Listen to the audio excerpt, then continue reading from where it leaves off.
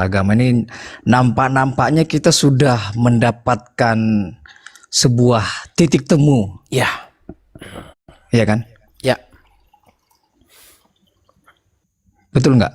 iya betul sekali. Terkait Bahkan dengan kemarin, konsep yang mendasar, ya kan? ya Yaitu kemarin sebenarnya dari ribuan, dari tahun-tahunan perdebatan antara Islam dan Kristen, itu intinya di video yang kemarin saya upload.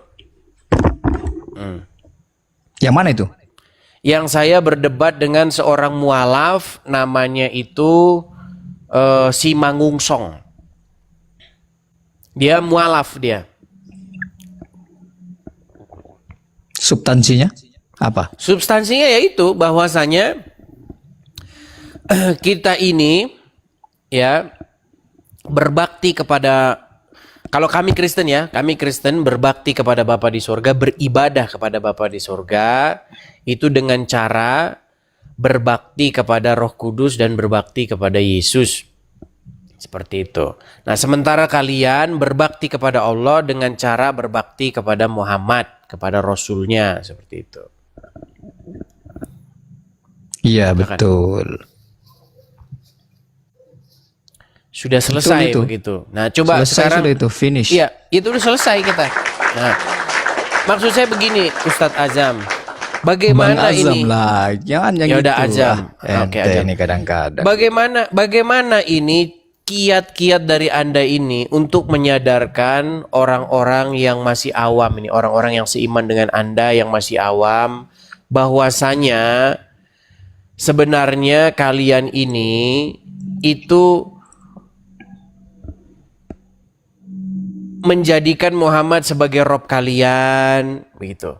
Gimana cara menjelaskan itu kepada orang-orang awam, coba? Iya, kita terjebak di dalam apa ya? Persepsi saja. Ketika kita mengatakan Muhammad itu Rob, banyak yang menganggap bahwa Muhammad itu pencipta alam semesta, kan keliru di situ. Betul. Betul sekali, itu saya setuju. Ya, selamat malam Bang Edis. Oke, coba Alif. Ini mungkin yang perlu kita sembuhin ini. Apa yang perlu Anda sembuhkan ini, Bang Azam? Coba, ini Muslim tapi dia nggak ngerti apa itu isi Quran, nggak ngerti intinya Quran itu. Coba, begini. Ini Azam ini dia debat dengan saya udah lama. Dia orang Islam yang ngerti agama Islam. Dia belajar tentang agama Islam. Sekalipun kami banyak perbedaan, tapi ada satu hal yang kami sepakati begitu. Bahwasanya pengertian kata Rob itu seperti yang dipahami oleh saudara Azam, Bang Azam ini. Dan Muhammad itu adalah Rob. Ini bagaimana Anda, Afif, Abdurrahman, Anda tidak menerima itu? Coba silakan.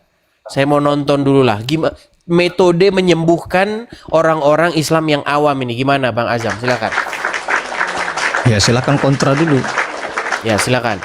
Alif Abdurrahman, apakah Anda tidak percaya bahwa Muhammad itu Robnya umat Islam? Coba duluan. Saya kurang ini. Enggak, apakah Anda tidak percaya? Kalau tidak percaya baru dijawab. Kalau percaya saya turunkan. Ngapain gitu? Tergantung konteksnya kalau saya Bang. Kalau Rob itu kan bisa disematkan pada manusia. Sepakat berarti dia. Sepakat. Cuman Anda kan kayak kita menyamakan teologinya itu Islam tuh punya dua Tuhan. Itu berbeda konteksnya kalau seperti Gini, itu. Tuhan menurut Edis itu berbeda dengan Tuhan menurut Kristen pada umumnya. Itu dulu yang perlu diketahui. Bukan Maksudnya hanya Kristen Tuhan pada menurut umumnya, Edis itu Tuhan itu Islam juga. Tuhan. Sekedar Menuhankan Tuhan menurut mengikuti Edis itu. atau gimana? Yang saya pahami ya Bang Edis ya. Anda itu penjelasannya menuhankan itu maksudnya itu bukan menyembah tapi mengikuti gitu. Mengikuti. Betul nggak? Kalau saya pahami kalau dari narasi Anda. Emang menyembah itu apa? Kalau menyembah itu kayak kita mengagungkan sesosok Tuhan. Mengagungkan, meninggikan. Menyembah sama mengagungkan itu udah beda. Iya beda, menyembah dan menyembah dan menuhankan itu beda, Bang. Ya, makanya kalau udah begini tuh saya udah agak sedikit males diskusi begini. Gini loh. Ngulang-ngulang lagi nih. Iya, kita Menuhankan ngulang lagi. Makanya gini, waktu saya ngomong itu coba kamu dengar begitu loh, Alif Abdurrahman. Begini, dengarkan saya gini. Konfirmasi, Bang. Begini, Konfirmasi. di dalam Al-Qur'an itu kan ada kata-kata menuhankan hawa nafsu. Ya. Apakah menuhankan hawa nafsu itu dia melakukan begini-begini kepada hawa nafsunya? Ya, itu maksud saya. Apakah menuhankan itu mengikuti? Begitu, Ya, kan? menuhankan itu artinya menjadikan dia itu sebagai sesuatu yang menguasai diri kita, yang mengendalikan diri kita, yang membuat diri kita itu mematuhi takluk kepada itu, sesuatu itu. Itu menuhankan. Memang Ya, menuhankan itu maksud Anda gimana sih? Yang dimaksud menuhankan itu gimana maksud Anda? Maksud saya kan begini konteksnya, Bang Iris ya. Kan kita kan berbeda agama gitu, antara Kristen dengan Enggak, Islam. kita nggak bicara agama, bicara bahasa. Iya. Kita Ya, di ini nggak konteksnya bicara kita gini loh, perdebatan agama pengertian nih, Bang. gini, Maksudnya kayak- gini, dengarkan. Nah, silakan. Setiap ada kata, maka kita harus mengerti apa arti kata itu, gitu loh. Ya, selesai. Coba di dalam Al-Qur'an ada kata menuhankan hawa nafsu. Betul? Menjadikan hawa nafsu sebagai tuhannya, betul? Tuh, dia lebih mengikuti hawa nafsunya daripada Tuhannya. Intinya Oke. seperti itu ya, di ayat itu. Iya, artinya orang tersebut membuat dirinya takluk dikuasai hawa nafsu tersebut. Betul? Betul, saya paham, Bang. Maksud saya begini, Bang. Kalau kita menuhankan di konteks kita debat lintas agama ini, Bang. Maksud saya, itu yang dituhankan itu Anda kan menyembah Yesus nih. Saya Allah. Menuhankan. Aduh, kok lari Bukan, menyembah Anda kan kayak mau lagi sih. menyamakan kita.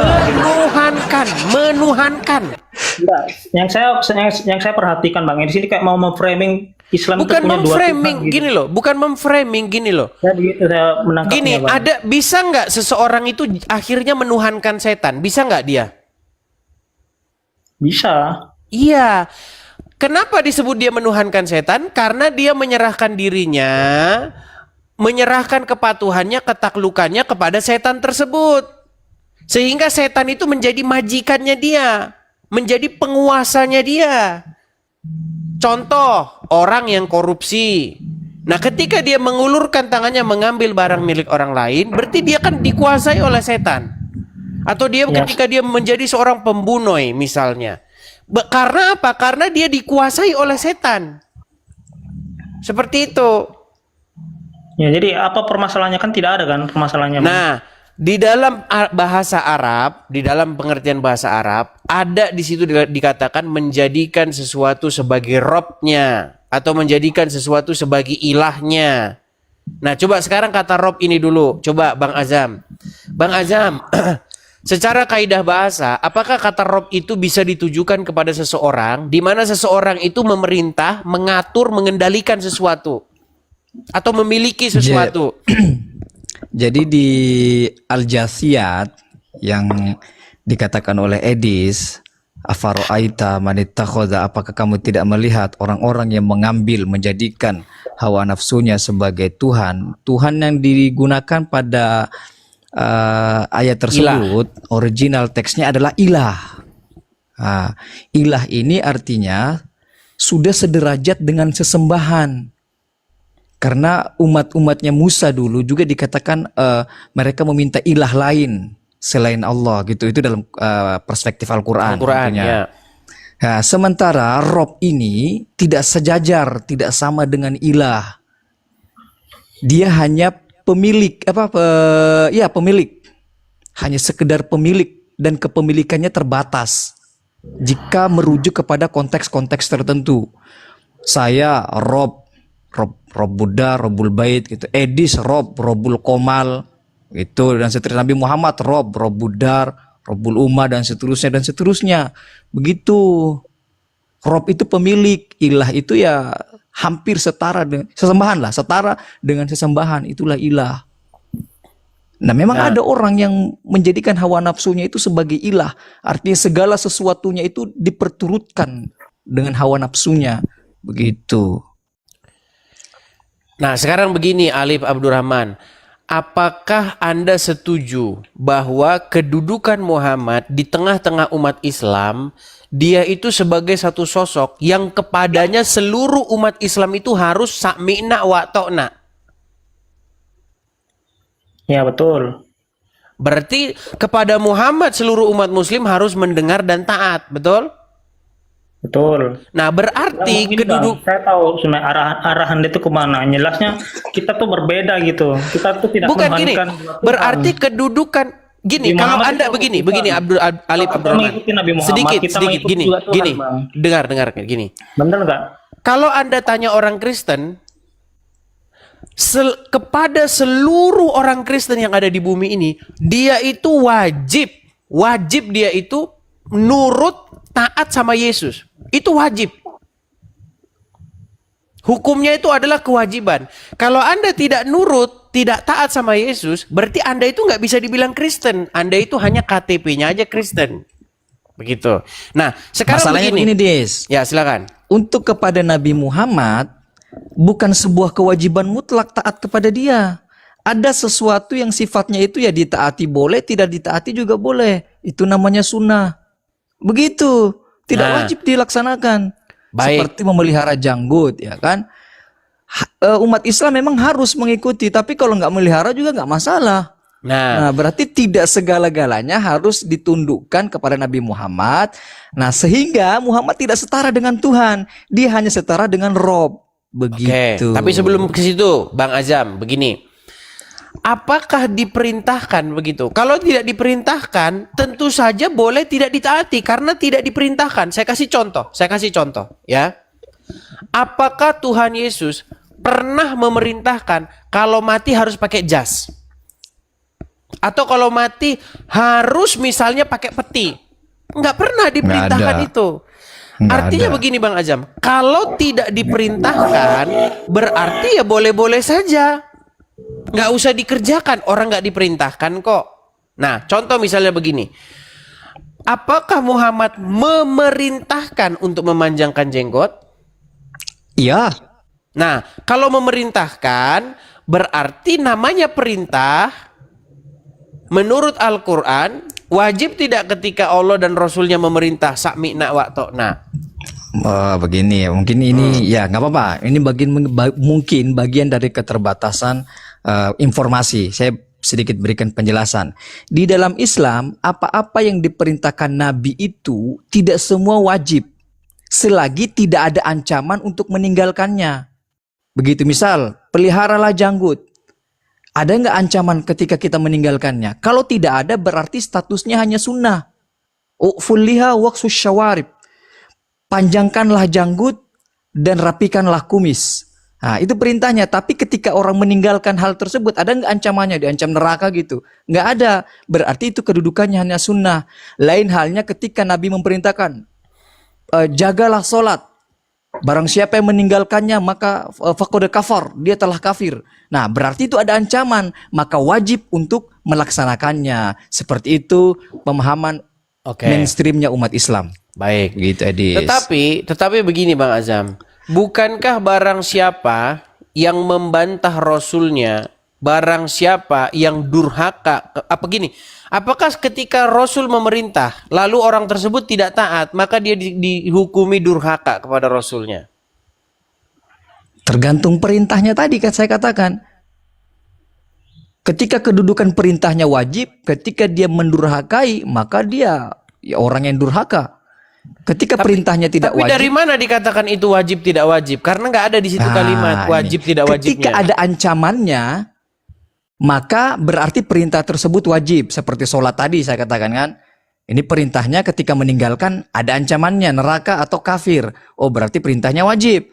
Ketika hanya sebuah perintah tanpa ada ancaman yang bagi yang melaksanakannya, maka berarti kedudukan perintah tersebut hanya sebuah instruksi yang dianjurkan, ketika ditinggalkan tidak mengapa. Itulah disebut sunnah. Oke lah, Gitu. baik, itu perspektif Anda. Oke, baik. Tapi intinya begini. Gitu. Intinya bahwa secara kaidah bahasa Arab, maka Muhammad itu bagi umat muslim, status dia, kedudukan dia di tengah-tengah umat itu sebagai Rob. Bisa dikatakan kalau bahasa Arabnya Robbul umat, begitu ya. Robnya umat muslim, begitu. Ya boleh. Oke. Rabbul ummah. Oke, Robbul ummah. Berarti dia statusnya itu Rob bagi umat muslim. Nah, Bukan Rabbul alamin. Jangan sampai salah Saya tidak kaprah pernah yang dibawa bilang ke Rabbul ngamuk alamin. Itu dikiranya Rabbul alamin. saya tidak pernah mengatakan Muhammad itu Robbul alamin. Boro-boro Robbul alamin. Sedangkan dia saja anu aja gimana? Masa dia pemilik alam? Enggak, Jangan enggak ketawa ada ente, itu saya Robbul jangan alamin. menghujat di sini ya. Karena bukan. saya santun di sini kan. Justru begini. Anda betul memang tidak menyebutkan Rabbul Alamin itu Nabi Muhammad. Cuman Anda menyebutkan kayak memframing umat Islam itu punya dua Rob. Nah itu yang Loh. kalau orang yang Oke. Umat Islam punya banyak rob. Umat Islam Nah, punya tuh, banyak lihat rob. itu. Bukan cuma 2. Coba Ustadz ini Azam, coba beda, jelaskan Bang. gimana itu. Umat Islam ini punya banyak rob. Saya juga bisa menjadi rob salah satu dari beberapa umat Islam. Anda Tapi juga bisa keseluruhan. menjadi rob. Keseluruhan. Begitu. Kalau kita bicara keseluruhan, yang pasti seluruh umat muslim pasti akan menjadikan Allah sebagai Robnya, kemudian pasti menjadikan Muhammad sebagai Robnya. Setuju nggak Ustadz Azam?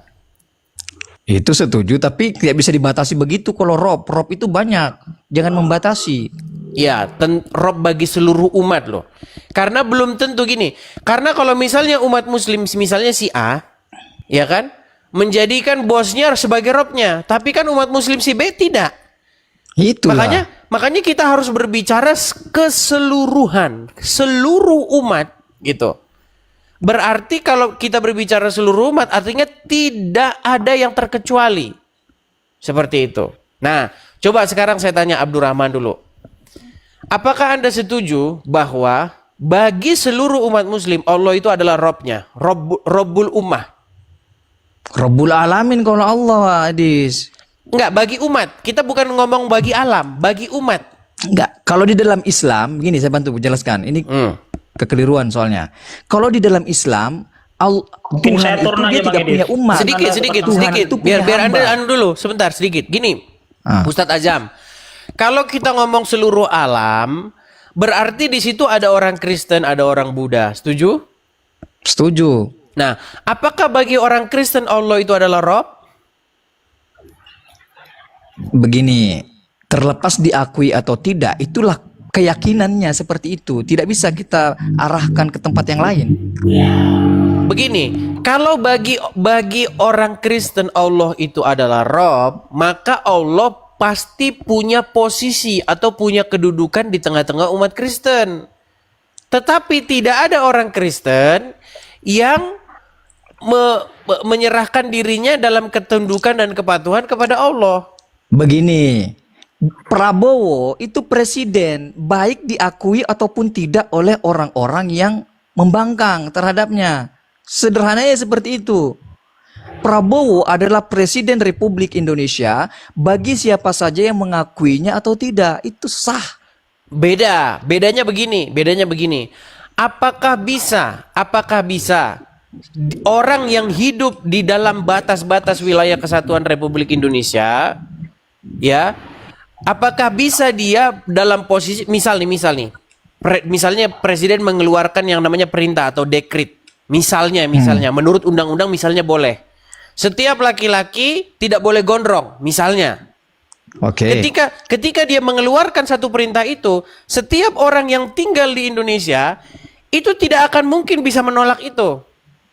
Setuju? Nah, itu mungkin keterbatasan informasi Edis karena Edis ada di Amerika. Saya ini Edis bergabung dengan berbagai macam sekte.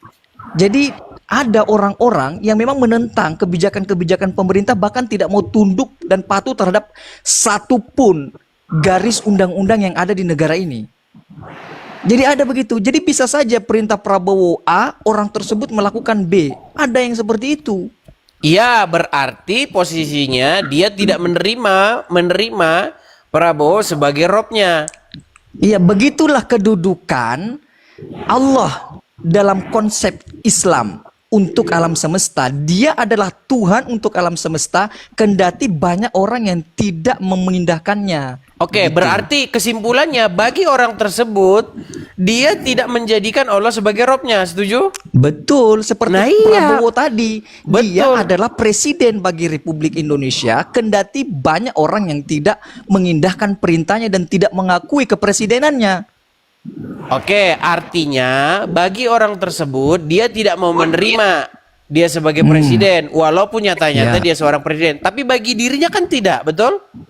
Bagi siapa? Bagi orang yang tidak mau mengakui itu. Iya, begitulah Nah. Allah. Nah, begitu juga sama. Apakah bagi orang Hindu, apakah bagi orang Kristen Allah menjadi Tuhannya? Tidak. Ya iya. Apakah bagi pemberontak tadi Prabowo adalah presidennya? Tidak.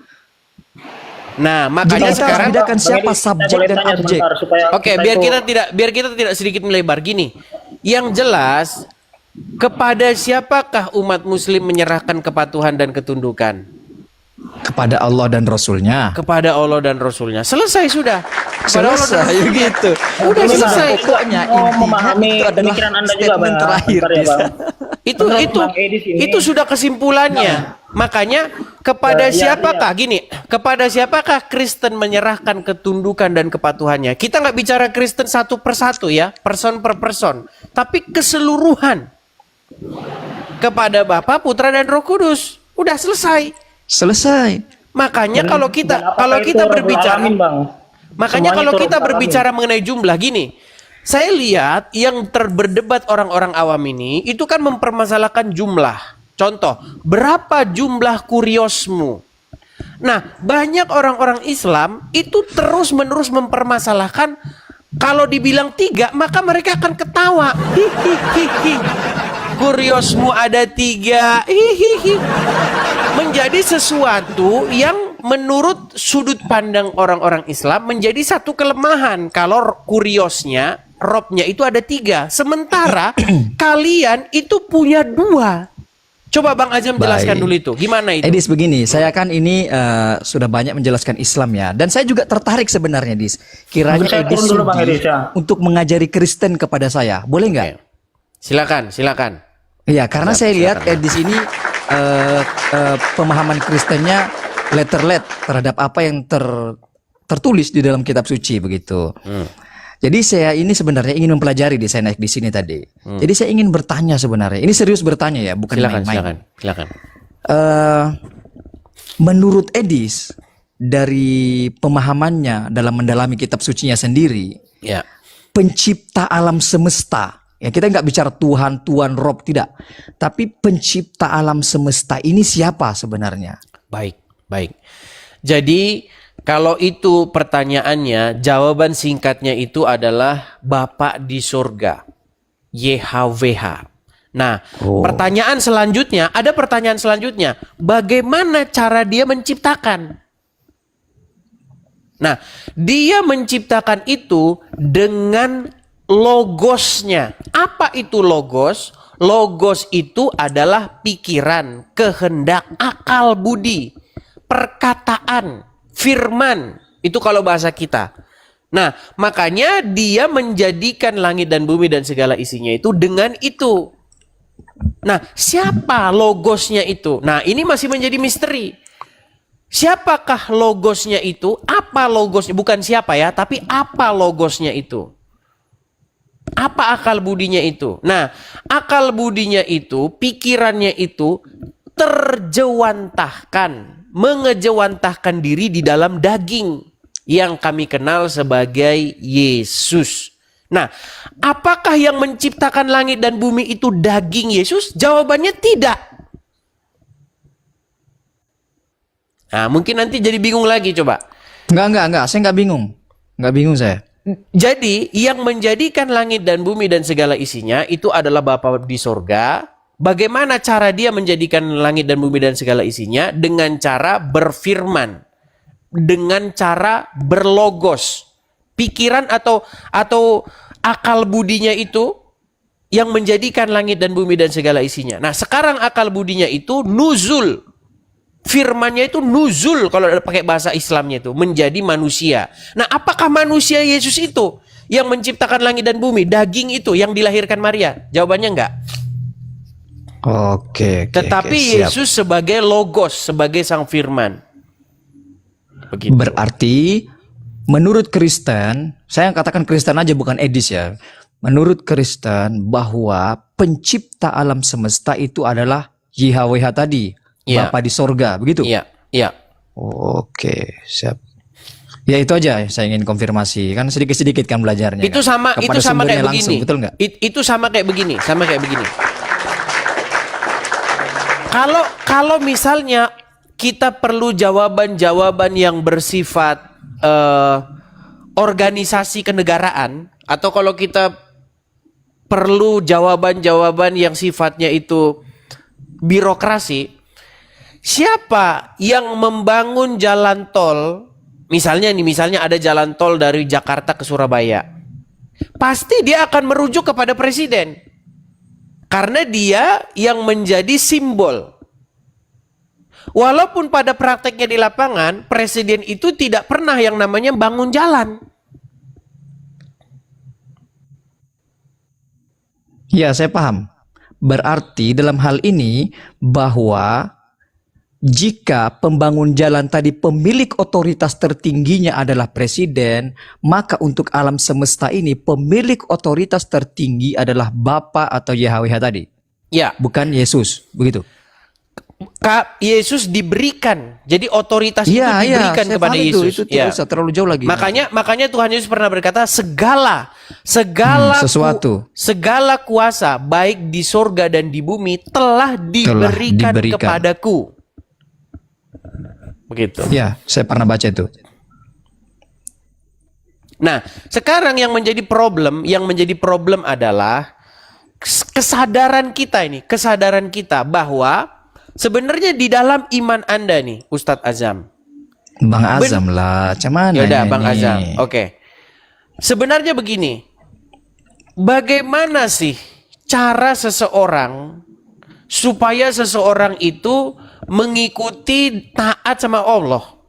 Sebenarnya kan inti daripada agama ini kan berbicara tentang ketaatan, betul nggak? Betul, kita berbicara tentang ketaatan, tetapi ketaatan itu kan sifatnya horizontal dan vertikal. Nah, sementara yang saya ingin gali ini sesuatu yang paling mendasar dalam sebuah keyakinan, yaitu persoalan vertikal. Pencipta semesta ini siapa? Itu dulu yang perlu digali. Oh, dia adalah sesuatu yang transenden, tidak terhampiri. Oh, gitu. Oke. Nah, bagaimana cara kita supaya kita itu bisa mentaati dan mengikuti Sang Pencipta itu di dalam konsep Islam? Ya, kita harus mengikuti utusannya. Nah, ketika Anda mengikuti utusannya, di situ Anda akan melakukan apapun yang utusannya itu perintahkan. Misalnya, utusannya itu memerintahkan ke kanan, Anda ke kanan, ke kiri. Iyalah. Anda harus begini, Pasti begitu, itu. dan lain sebagainya. Supaya apa? Supaya dengan cara mengikuti utusannya tersebut, kita bisa mengikuti Sang Pencipta itu. Dengan cara mentaati utusannya tersebut, kita bisa mentaati Sang Pencipta itu. Betul nggak? Betul. Nah, ya itu kan kita kembali lagi berarti. Itu kan sudah yang diajari menjadi itu. problem begini, yang menjadi problemnya sekarang begini. Berarti nahkodanya atau ibaratnya itu eksekutornya di lapangan itu adalah kan sang utusannya itu. Ya, eksekutor di lapangan ya utusan dong. Kan kita tidak bisa mengakses sang yang maha goib tadi ya kan. Gitu ya kan? Artinya Sang Pencipta itu tidak turun ke bumi. Yang turun ke bumi, yang datang ke bumi, yang mengeksekusi, yang ngejewantahkan itu adalah utusannya kan? Iya. Nah, cuman bedanya Bang Azam, dalam Islam dan Kristen itu ada bedanya. Kalau sang Nabi baginda Nabi, dia itu kalau di dalam agama Kristen itu sama seperti nabi-nabi lain. Sama seperti Nabi A, Nabi B, Nabi C. Nah, nabi-nabi itu berbuat dosa dan kesalahan. Makanya dia itu tidak pantas. Atau dia itu tidak bisa dijadikan sosok yang sempurna untuk menjadi eksekutor. Karena dia sendiri itu bahkan melanggarnya. Contoh, Daud dia jatuh dalam dosa. Musa jatuh dalam dosa. Harun jatuh dalam dosa. Banyak, semua nabi-nabi itu jatuh dalam dosa. Makanya dia tidak bisa menjadi representasi Karena dia sendiri melakukan kesalahan. Nah, makanya Yesus ini di sini dia spesial. Makanya ada satu umpama begini. Tuhan Yesus pernah membuat satu umpama tentang penggarap kebun-kebun anggur. Jadi Tuhan itu diibaratkan sebagai sang pemilik kebun anggur. Bapa di surga itu pemilik kebun anggur. Kebun anggur itu ya kerajaan dunia ini.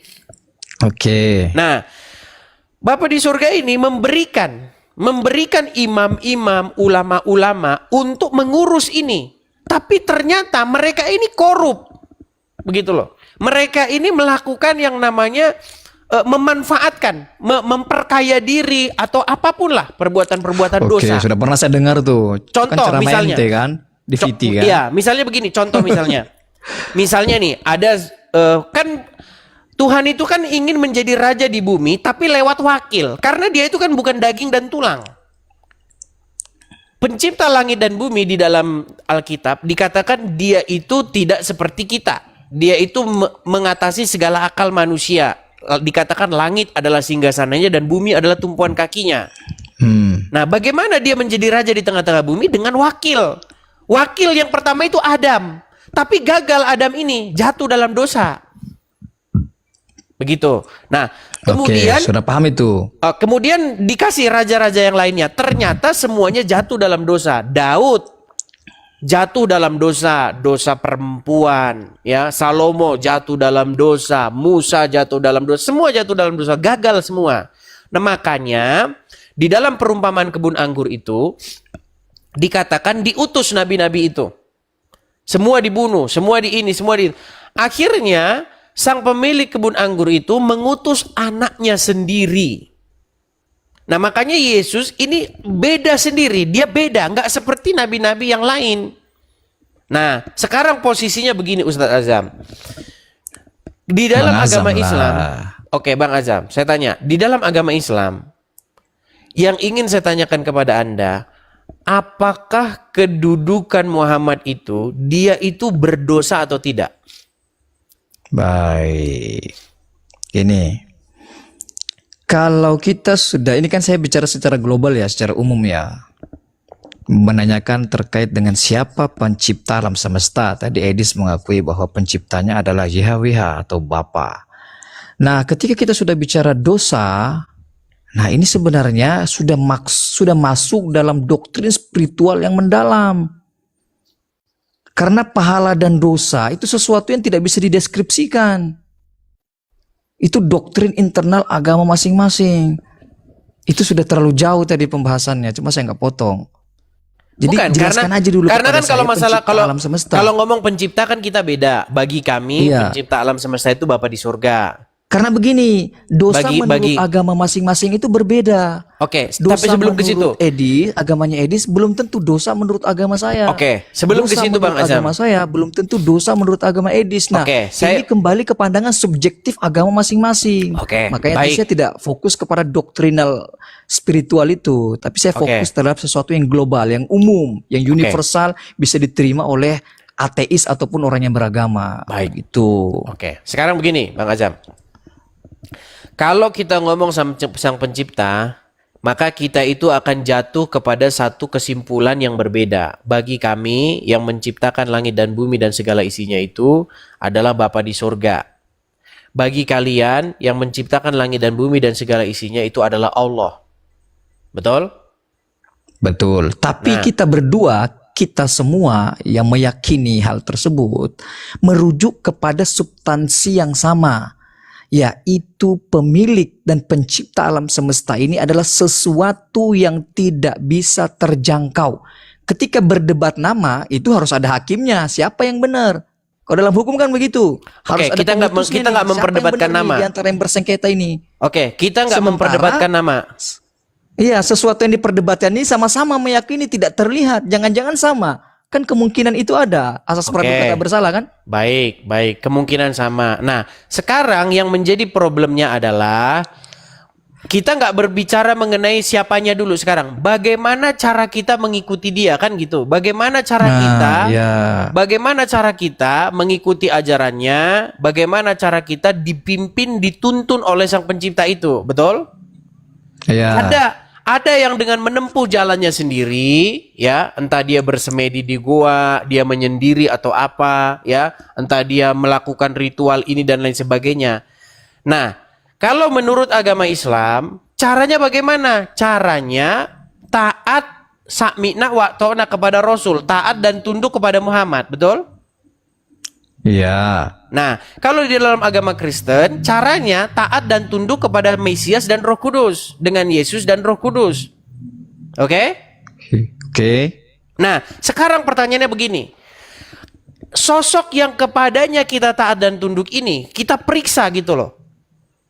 Kalau misalnya kita menemukan sesuatu yang janggal dari yang kepadanya kita taat dan tunduk ini, berarti di situ gagal dia itu mencerminkan sebagai satu sosok yang kepadanya kita harus taat dan tunduk. Oke. Oke, sekarang saya tanya kepada Anda. Tadi sudah saya jelaskan.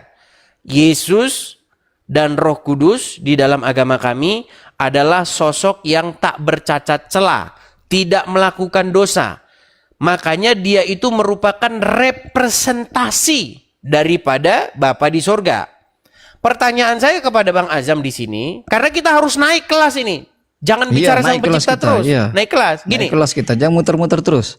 pertanyaan saya, apakah Muhammad dia melakukan kesalahan atau melakukan perbuatan dosa? Kesalahan dulu lah, kalau dosa nanti ini. Apakah dia berbuat salah? Nabi Muhammad berbuat salah.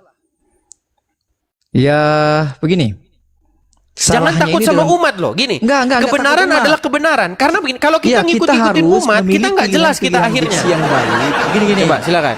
Saya jelaskan dulu. Terkadang penyampaian kita itu butuh pilihan diksi yang benar agar orang tidak salah paham dengan konten yang kita sampaikan, begitu. Nabi Muhammad pada hal-hal yang sifatnya duniawi itu dia manusia biasa, tentu pasti melakukan kekeliruan. Seperti pernah keliru menginstruksikan tentang petani kurma dan seterusnya. Gitu, yang terlalu banyak lah. Oke. Gitu. Oke. Melakukan kekeliruan. Manusiawi kan? Oke. Tidak ada yang keliru dalam hal itu. Baik. Artinya dia melakukan kesalahan. Ya, kekeliruan dalam hal-hal tersebut. Oke, baik. Kalau dia melakukan kesalahan, apakah dia itu pantas dijadikan sebagai satu sosok atau contoh yang sempurna? Sedangkan dia sendiri itu tidak sempurna karena melakukan kesalahan. Kalau dijadikan rujukan dalam ilmu pertanian ya nggak cocok lah. Gimana sih? Oke, kalau misalnya saya kasih ayatnya gimana? Kasih aja. Oke, baik. Kita kasih Masa Nabi contoh ya. Muhammad dijadikan rujukan dalam ilmu pertanian ya kan nggak Baik, masuk saya- akal itu. Dia kan Kita bukan nggak utus bicara untuk soal itu. pertanian loh. Kita nggak bicara soal pertanian. Kita berbicara mengenai langkah kita mengikut sang pencipta. Masa kita lagi Iya. ngomongin pertanian? Kan kita dari tadi ngomongin sang pencipta toh. Bagaimana Iya, cara kan? kita mengikut dia, betul? Iya. Oke. Dalam hal itu maksud saya apakah dia melakukan kesalahan gitu ya?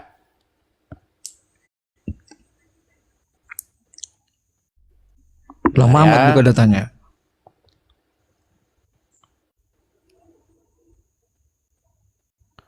Kita bukakan Quran surat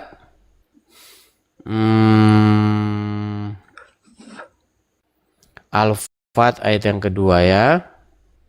Oke, udah dapat saya. Al-Fat ayat yang kedua. Oke, kelihatan ya?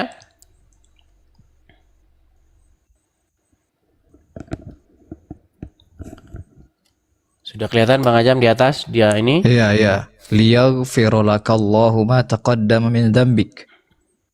Agar Allah memberikan ampunan Mengampuni. kepadamu wahai Muhammad atas dosamu yang lalu dan dosamu yang akan datang. Kalau merujuk kepada ayat ini, jikalau Muhammad itu diampuni dosa yang lalu dan dosa yang akan datang, artinya dia berbuat dosa enggak? Kan agar itu kan? Agar Iya, agar Allah memberikan ampunan kepadamu atas dosamu yang lalu. Berarti menurut ayat ini Muhammad punya dosa nggak di masa lalu?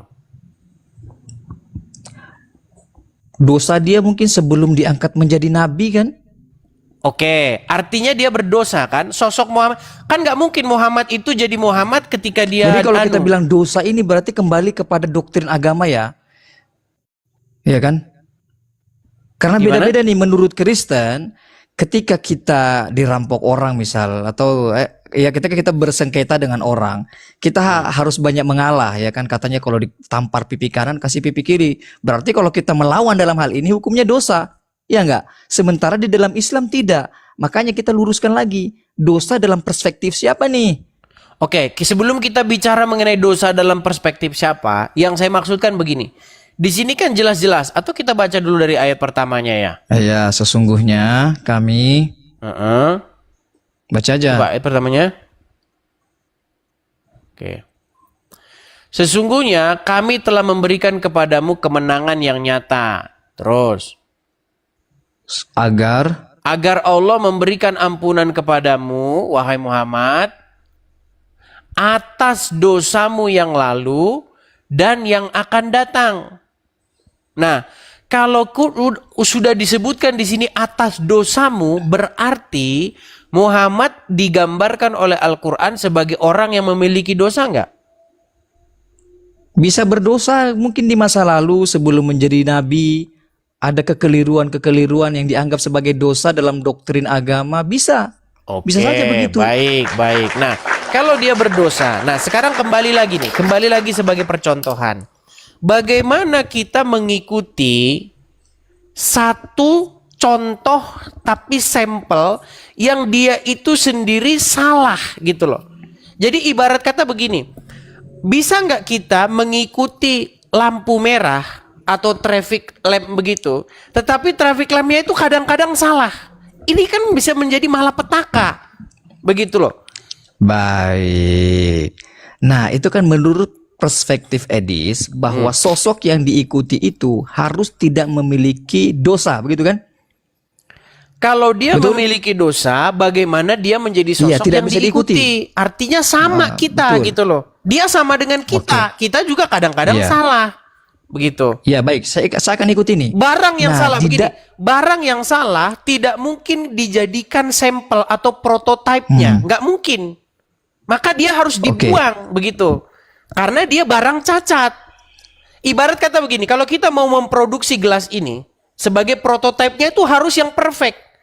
Baru kita cetak yang lain. Begitu. Nggak mungkin barang yang salah, yang gompel di sini dijadikan prototipenya untuk memproduksi Itu massal. gampang penjelasannya itu. Silakan. Begini. Di dalam Kristen juga, jika memang Yesus itu dianggap sebagai sosok yang tidak memiliki dosa, ketika Yesus memerintahkan seseorang untuk mengambil keledai dan tidak kembali, tidak ada riwayatnya, tidak ada ceritanya bahwa keledai tersebut dikembalikan. Itu di dalam Islam dianggap sebagai dosa, gosop namanya, atau mengambil barang orang lain, mengambil hak milik orang lain. Makanya saya katakan dosa ini kembali kepada perspektif agama masing-masing. Baik. Begitu. Boleh saya jawab ya? Iya. Baik. Begini aja, begini.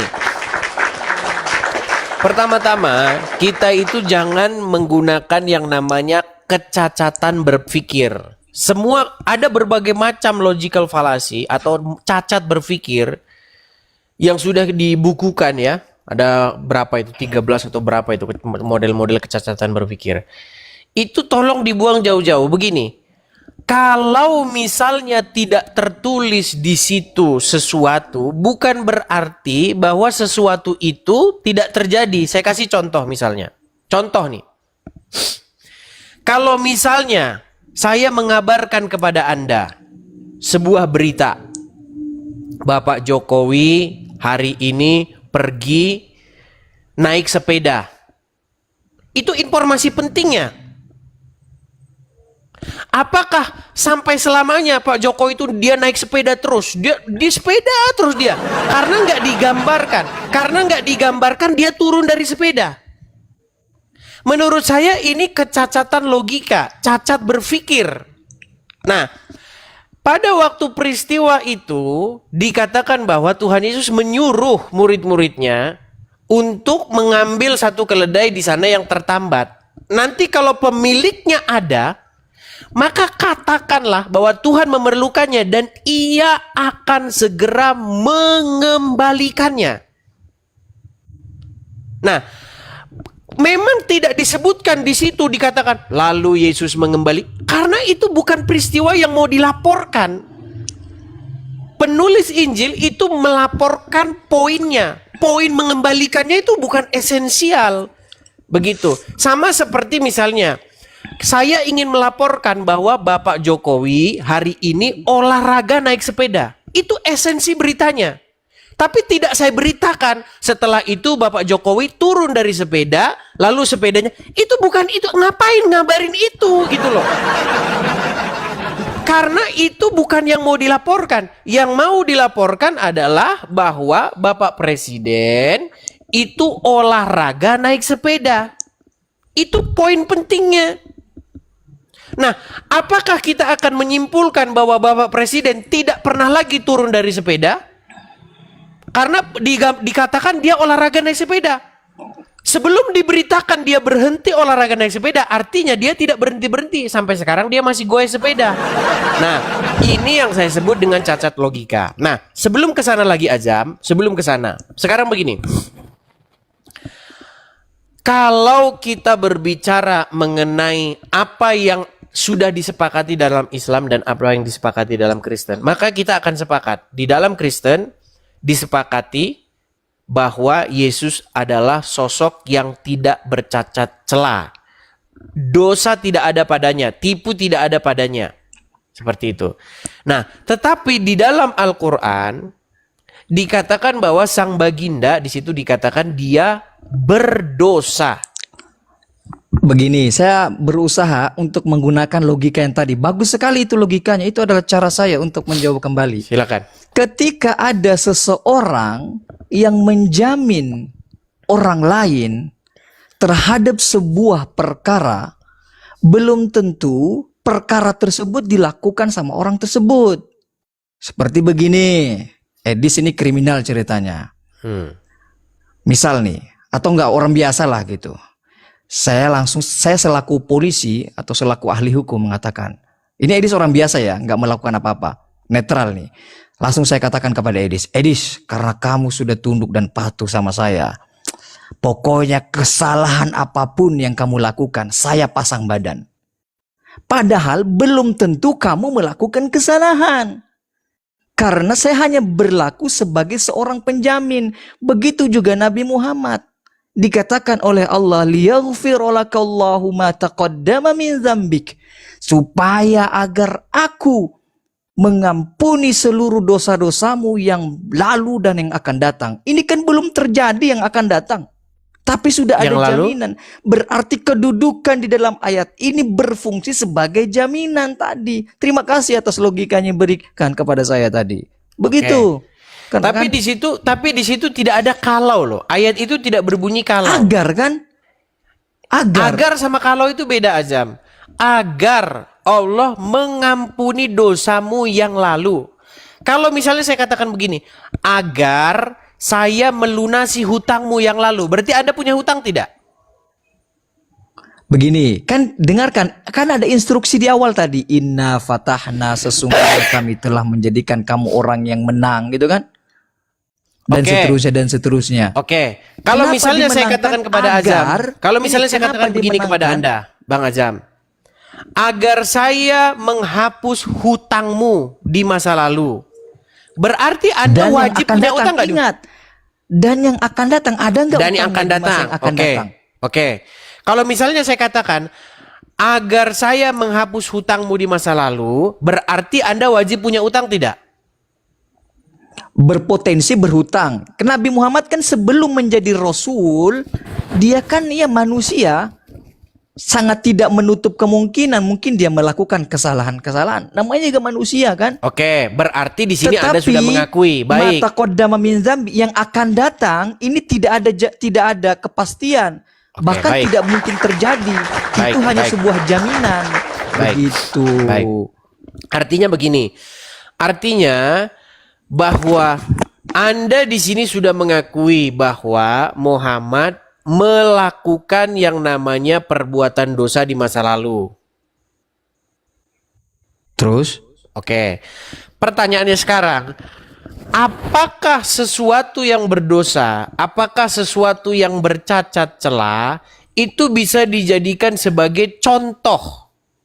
Nah, dosa jangan tanya dosa. Dosa itu kembali kepada sudut pandang agama masing-masing. Jangan tanyakan dosa. Iya, kita nggak bicara Dosa dan definisi pahala dosa itu dulu. Tuhan yang tahu kalau menurut para Oke, agamawan. baik. Kita langsung kesimpulan ya. Kita langsung kesimpulan. Artinya begini, Azhar. Artinya begini.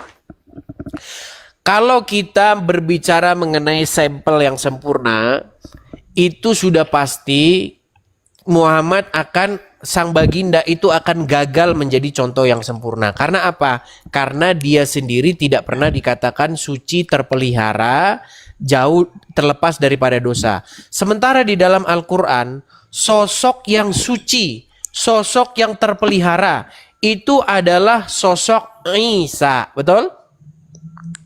Suci Isa dikatakan begitu. Nabi Muhammad juga ada dikatakan suci, bahkan bukan hanya suci tapi mensucikan orang lain. Suci? Di mana Muhammad dikatakan suci?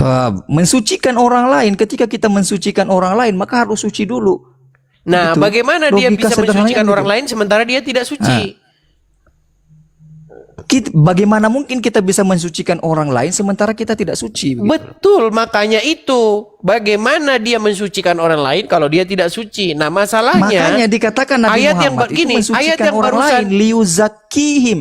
Oke, Untuk ayat yang barusan mensucikan tadi. mereka, wa Saya ngerti itu. yu'allimuhumul kitab dan mengajarkan mereka Quran. Coba Baik. bayangkan. Tetapi ayat tadi, Azam. gini, jika menggunakan sumber-sumber Islam ya, saya sebenarnya tadi kurang mau mengutip kitab suci. Berusaha untuk menggunakan selogis mungkin. Tapi karena Edis selalu mengutip kitab suci, di dalam Quran itu Nabi Muhammad dikatakan wa innaka la'ala khuluqin azim. Muhammad, kamu itu berada di dalam akhlak yang sangat mulia. Uswatun hasanah, suri tauladan yang baik. Nah, apa coba? bagaimana dia Ini suri kalau pakai tauladan sumber yang kitab baik? suci nih. Ya, makanya saya bilang ini yang saya sebut dengan saling bertentangan di dalamnya. Saling Bagaimana dia? Gimana sih? Sebentar, biar saya selesaikan dulu. Bagaimana dia suri tauladan yang baik, di detik yang sama dia berbuat dosa. Nah, harus ditunjukkan dulu dosanya. Oke, baik, kita Dosanya berbicara. itu adalah Kita berbicara, sebuah baik. realisasi kehidupan Baik. atau pernyataan seseorang yang mau menjaminnya, Oke, begitu. baik. Kita berbicara mengenai dosa ya. Begini, Ajam. Menurut Anda, Ajam, kita jangan berbicara hal-hal yang dogmatis, tetapi kita berbicara mengenai bukti-bukti yang ente ada ya. giring ke dogmatis dari tadi. Oke, begini Ajam. Di dalam literasi agama Islam, Muhammad menjadi nabi itu umur 40 tahun, betul? Betul. Sebelum dia jadi nabi, umur 0 sampai 39, Ini apakah kawin dia lagi seorang nih. apakah dia seorang ateis? Ini kita ngomong dosa atau bukan nih? Kenapa lari ke ateis lagi nih? Kita kan ingin membuktikan dosanya. Hmm, Betul? Oke. ya. Apakah dia seorang ateis pada waktu berumur 0 sampai 39? Dia seseorang yang fitrah. Bukan itu Ajam. Apakah dia ateis? Bukan. Oke, berarti dia Ateis itu orang beragama. yang Jadi gini, ada ateis, ada antiteis. Yang mana nih? Yang ateis. Ateis itu kan orang yang mendegradasi eksistensi ketuhanan, menganggap Oke, apakah Tuhan dia itu seorang tidak ada. Dia ateis? menjatuhkan. Tidak, bukan. Dia bukan Bukan. ateis. Berarti dia beragama. Dia meyakini adanya Tuhan. Iya, berarti dia beragama kan? Tidak selamanya orang yang meyakini Tuhan itu harus beragama. Karena Oke. agama itu sebenarnya konsep. Oke, yang kalau dia dibuat beragama, oleh manusia. Kalau dia meyakini adanya Tuhan, apakah dia berbakti kepada Tuhan itu? Ketika kita meyakini adanya Tuhan, bagaimana mungkin kita bisa berbakti kepadanya ketika tidak ada sosok yang diutus Tuhan atau yang mengaku diutus Tuhan untuk menginstruksikan agar kita berbakti kepadanya? Itu dulu. Oke, apakah dia pernah sholat pada waktu itu? Belum ada informasi yang saya dapatkan bahwa dia pernah sholat pada waktu itu. Oke, makanya berarti kesimpulannya apakah dia itu melakukan yang namanya kegiatan-kegiatan keagamaan bersama-sama dengan orang-orang yang hidup di tengah-tengah masyarakat pada waktu itu? Karena kan kita percaya bahwa Muhammad kan tidak hidup di hutan, betul? Dia hidup di Betul. tengah-tengah orang Quraisy.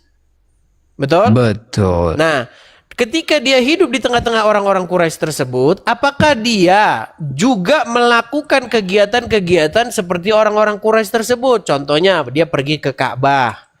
Dia pergi bersama dengan orang-orang Quraisy di sana.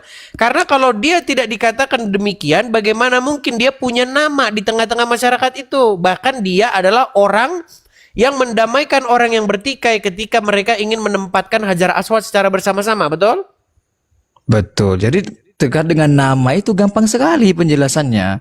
Gimana? Untuk mendapatkan nama di tengah-tengah masyarakat, kita tidak perlu mendoktrin mereka dengan keyakinan-keyakinan tertentu. Cukup dengan perilaku sosial yang baik, itu kita sudah dapat memiliki nama di tengah-tengah masyarakat. Bahkan kalau kampanye pun cepat itu untuk naik jadi pemimpin. Begitu. Oke, berarti Muhammad dikenal di kaum Quraisy itu kan? Dikenal dengan budi pekertinya yang luhur, yang baik Oke. secara sosial. Oke, kalau dia dikenal di situ sebagai seseorang yang budi pekerti yang baik dan lain sebagainya, artinya masyarakat di situ sudah pada tahu dia. Nah, pertanyaannya adalah bagaimana cara dia bisa masuk di lingkungan Ka'bah itu, di lingkungan para penyembah berhala itu, sementara dia tidak pernah ada di situ. Terus? Nah, artinya dapat kita simpulkan bahwa Muhammad memang biasa dia melakukan ritual keagamaan di situ, betul? Jadi begini. Nah, jangan jadi begini aja. Enggak, Kita ini jujur lah. penjelasan. Ya enggak apa-apa kalau nggak mau dijelaskan. Oke, aja. silakan Anda jelaskan. Menurut keyakinan Islam, saya mengatasnamakan Islam, bukan kata nenek saya, enggak. Menurut keyakinan Islam pada umumnya, dan saya tidak akan digugat ini, karena keyakinan Islam pada umumnya, bahwa di masanya Nabi Muhammad itu, bahkan menjadi kerabat-kerabat dekatnya, dia itu adalah orang-orang yang mewarisi ajarannya Ibrahim. Ibrahim menurut Islam, bukan Abraham. Lain lagi nanti kalau dikejar ke sana. Ibrahim menurut Islam. Dijelaskan di dalam Islam, Ibrahim itu adalah orang yang hanif. Bukan berarti Yahudi, bukan Nasrani. Muhammad Dengar. berarti Muhammad sudah jadi nabi sebelum umur 40. Dia berarti sudah nabi. Oke, gini. Berarti dia sudah mengenal kebenaran sebelum berumur 40. Nabi itu apa sih? Beda loh. Begini aja, Nabi begini. di dalam Islam Oke lah, itu dia nggak usah nabi gini. berasal dari Apakah kata dia naba. gini? Apakah dia Artinya itu orang yang berada mendapatkan gini aja? instruksi Ganti untuk menyampaikan. Oke. Dia tidak Apakah dia mendapatkan gini? instruksi untuk menyampaikan. Apakah dia itu berada di jalan yang benar ketika dia berumur 0 sampai 39? Benar dalam perspektif sosial, horizontal, vertikal, yang mana nih? Benar secara hukum-hukum agama. Vertikal, horizontal, sosial, yang mana nih? Jadi kita harus fikskan dulu. Gini aja dah. Tidak. Gini aja dah. Apakah Gimana? ketika umur 0 sampai 39 Muhammad beragama dengan agama yang benar? Muhammad beragama, bukan beragama ya, melakukan aktivitas Berarti dia tidak beragama? spiritual. Gini, karena agama itu nanti debatnya ada agak panjang nih. Jadi kita sederhanakan. Atau supaya keyakinan tidak lah, merujuk kepada keyakinan gini. tertentu. Oke, apakah dia berkeyakinan yang benar pada waktu 0 sampai 39? Gitu pertanyaannya. Nabi Muhammad menurut Islam, saya selalu mengatakan menurut Islam, bukan menurut pandangan saya sendiri, bahwa di usia 0 itu sebenarnya keterlaluan. Orang 0 itu belum punya pikiran gitu. Di usianya hingga 39 tahun, dia berada di atas keyakinan yang hanif yang diwariskan oleh Ibrahim. Sesat Sebab atau tidak? Ibrahim dengar dulu. Sebab Ibrahim itu bukan Yahudi, bukan Nasrani, tapi hanif. Dalilnya makan Ibrahimu Yahudi ya wa Nasraniyya. Bukan itu Azam yang saya Dia tanya. bukanlah Apakah seorang dia Yahudi dan berada bukan yang di Nasrani. jalan Oke, begini Azam? dikit lagi. Apakah dia sesat atau tidak? Nah, itu. Tentu secara vertikal dia sedang tidak berada di dalam kesesatan. Tetapi apakah Nabi Muhammad berpotensi untuk sesat? Ya potensinya sesatnya mungkin dalam hal-hal yang sifatnya horizontal bisa saja. Baik. Mungkin sesat jalan, Saya mungkin akan tunjukkan sesat ayatnya dalam ini ya. mengambil keputusan dan seterusnya bisa saja itu. Oke. Bagaimana dengan ini kalau Surat seperti itu? Ad-Duha. Ya. Nah, yang pertanyaan ke sana kan? Iya, karena latarnya Iya. kan harus Al-Quran. Kalau tidak Al-Quran gimana kita mau diskusi, Iya. ya kan? Sudah siap saya Oke. jawab itu. Saya itu kalau jawab begitu udah biasa. Oke, coba ya saya jawab ini, saya tunjukkan dulu ini. Langsung aja wa wajadaka dhallan fahada. Fahada, Dan kami oke. menemukan engkau Muhammad dalam keadaan sesat dan kami beri petunjuk. Oke. Gitu kan? Betul. Betulkah dia didapati dalam keadaan sesat? Nah, itu kan sudah saya jawab tadi sebelum ada pertanyaan itu. Bukan, karena Anda tadi mengatakan bahwa dia beragama Hanif. Bagaimana dia beragama Hanif lalu diperintahkan dalam Al-Quran ikutilah Ibrahim yang Hanif. Sementara dia sudah Hanif. Gini, ikutilah Ibrahim yang Hanif itu instruksinya Nabi Muhammad kepada umat. Makanya diksinya fattabi'u, kalian, ikutilah kalian. Milahnya Ibrahim yang berarti lurus. Begitu. Aduh. berarti dia pindah agama ya, dari agama Hanif ke Dia agama nggak Islam. pindah agama. Hanif itu artinya lurus. Coba, Hanif itu artinya lurus. Oke, tadinya Nasrani agamanya dia sebelum Nabi Hanif. Muhammad itu lurus. Yahudi sebelum Nabi Muhammad itu lurus. Islam Oke. setelah diutusnya Nabi Muhammad itu lurus. Begitu. Jadi lurus Oke, itu tidak baik. merujuk kepada organisasi tertentu. Kalau dia lurus, bagaimana mungkin dikatakan dia dalam keadaan dolan? Makanya aduh tadi dengarkanlah penjelasan saya. Secara horizontal Nabi Muhammad bisa saja dolan. Bisa. Kok bisa saja ini loh dolan didapati bu dalam keadaan yang Iya, dolan. didapati dalam keadaan Gini sebentar, dolan, biar bahkan. teman-teman bisa ini coba. Apa bedanya walad dolin dengan dolan?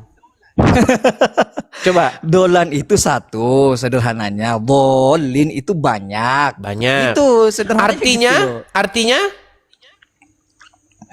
Jadi sudah saya jelaskan tadi Edis bahwasanya Nabi Muhammad dalam hal-hal horizontal itu bisa saja dolan, mungkin ketika dia jalan pernah tersesat, bahkan ada penafsir yang mentafsirkan ayat tersebut bahwa dia pernah sesat dalam sebuah jalan kemudian ditunjukkan oleh Tuhan. Itu sah itu. dia lagi jalan kemana waktu itu dikatakan sesat? Dalam sebuah perjalanan pengembalaan dia tersesat lalu Tuhan yang menunjukkan dia jalan. Berarti dia udah jadi nabi Sederhananya pada waktu begitu. itu. Kenapa dipersoalkan? Bukan, Anda ini seperti menghindari bahwa Muhammad itu Enggak tadinya. menghindari. Saya bahkan Tapi menjelaskan gini dari aja, awal. coba ada goto nggak ya di sini ya?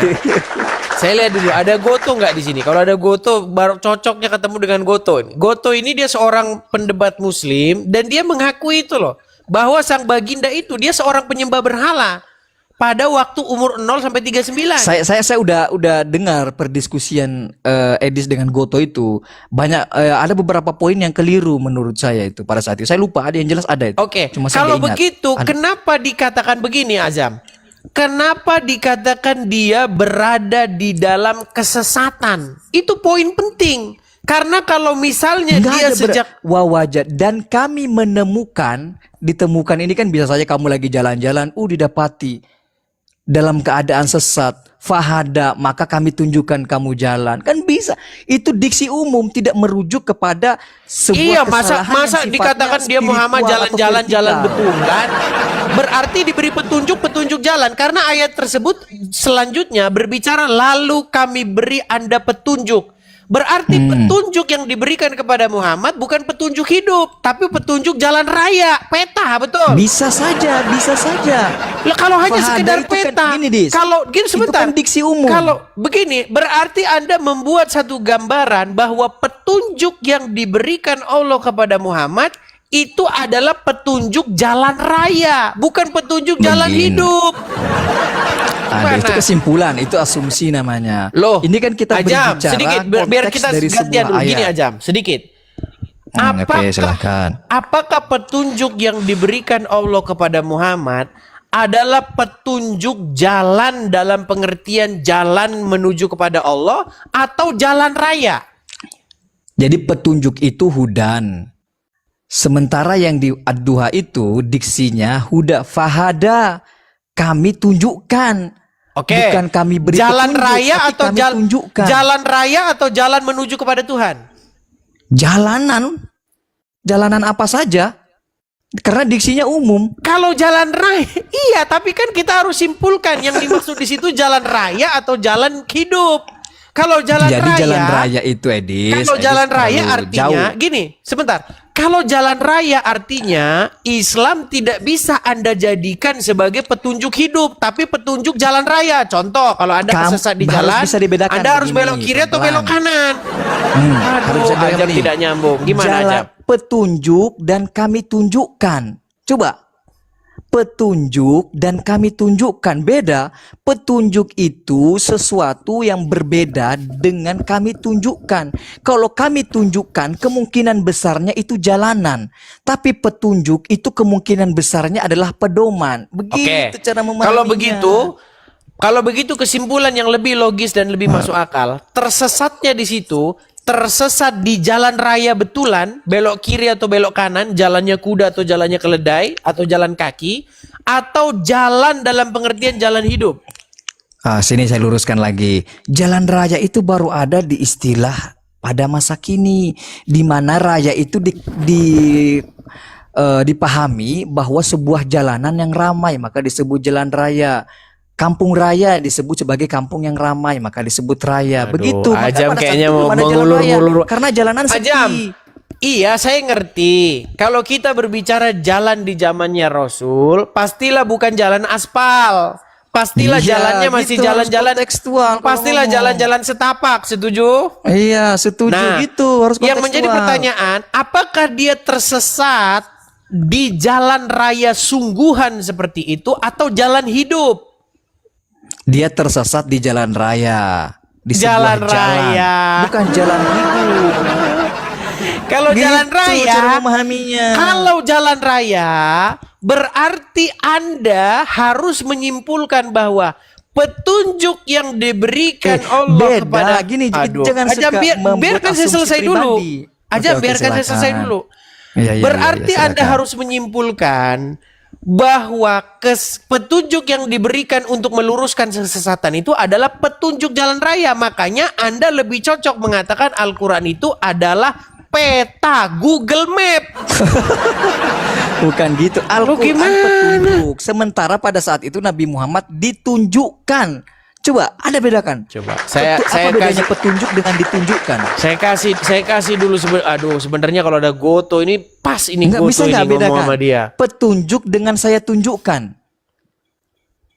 Bisa juga, jujur dulu nih. Bisa nggak bedakan petunjuk? Iya, atau tetapi gini, itu jangan harus gitu. sejenis. Kalau Nggak tidak terlalu merendahkan. sejenis, Saya ganti. Saya terlalu merendahkan. Edis beda nggak petunjuk dengan saya tunjukkan? ya tentu beda lah. Iya, udah terima kasih. Ya sudah, Gitu, Edis. berarti kalau kita mau jujur-jujuran, nggak mungkin di situ aja. Al-Quran itu petunjuk.